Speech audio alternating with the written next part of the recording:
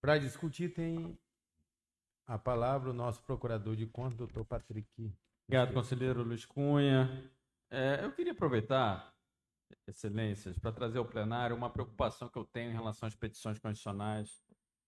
E eu gostaria de ponderar alguns assuntos, talvez propor uma recalibragem sobre seus conhecimentos. Porque é o seguinte, excelência, a petição constitucional ela é uma espécie de querela nulitatis insanabilis, me perdoem o palavrão, o latinismo, mas é uma criação doutrinária no âmbito do Poder Judiciário que determinados vícios processuais são de natureza tão aguda e a incidência desse vício importa num não processo. Um reconhecimento que o processo, na verdade, foi tão falho que ele não existiu. Toda a construção doutrinária e jurisprudencial no âmbito do STJ foi no sentido que apenas 3 vícios detêm essa característica, que é o vício de citação. Citação.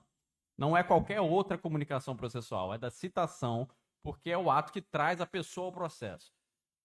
Qualquer outro vício de comunicação que não seja de citação, ele tem que ser impugnado via recurso de reconsideração. Ele não é insanável, ele fica saneado pelo tempo, pela inércia do interessado em suscitá-lo. Tá? É por isso que os outros vícios são incompetência absoluta, que nunca acontece aqui, ou impedimento dos juízes também, que é algo que nunca vi ser suscitado aqui. Então, eu queria me concentrar nessa questão do vício de citação.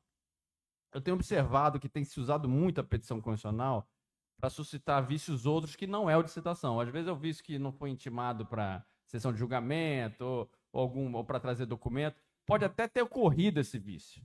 Mas se esse vício ocorreu para alguém que foi citado, ele tem que suscitar em âmbito de recurso de reconsideração.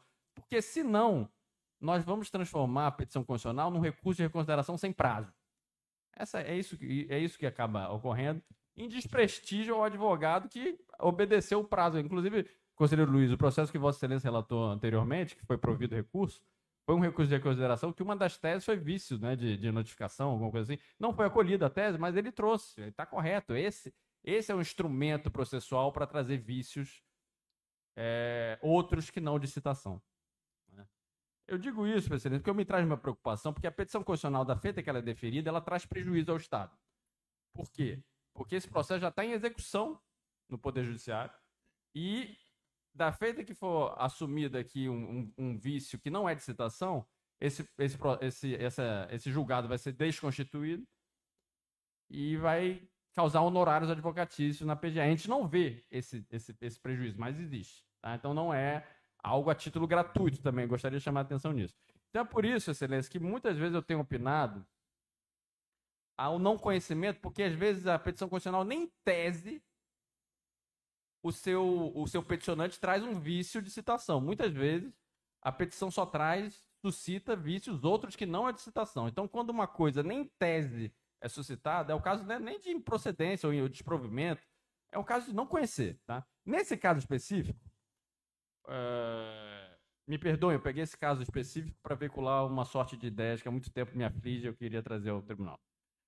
Nesse caso específico, o peticionante suscita um vício de citação e também vícios outros. Tá?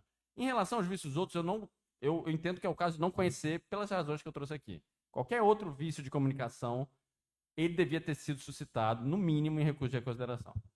E se não fez, dormientibus non sucurius. Né? O direito não socorre a quem dorme para trazer outro latinismo. Eu não gosto de latinismo não, tá, presidente? Mas a gente é meio viciado nisso na ciência jurídica, às vezes, ainda. Né?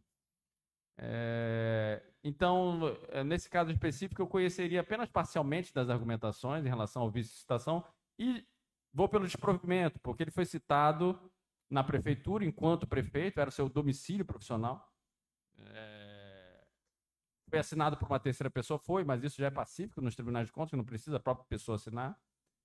E caso o tribunal conheça em relação às outras argumentações, como eu apontei, eu acho que não é o caso de conhecer, também todas as outras comunicações nos pareceram rígidas. Tá? Então, enfim, eu queria só pensar esse processo, Excelência, para trazer uma preocupação sobre o uso, talvez desmesurado, de petição condicional Sou totalmente a favor do uso dela num vício de citação, porque realmente da feita que houve um vício de citação, a pessoa não acompanhou o processo em momento nenhum. Mas se não houve vício de citação, a pessoa sabe do processo.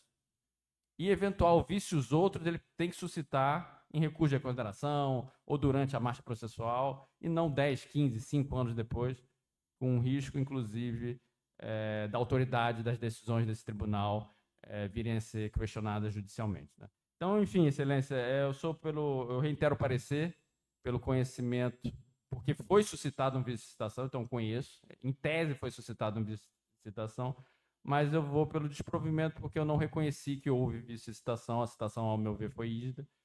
E em relação às outras argumentações, a princípio, eu não conheceria, porque me parece que a petição constitucional não se presta para isso.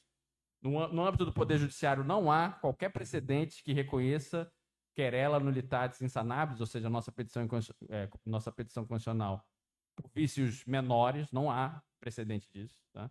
Nem ação rescisória cabe, imagine um vício, imagine uma petição constitucional que é transrescisória.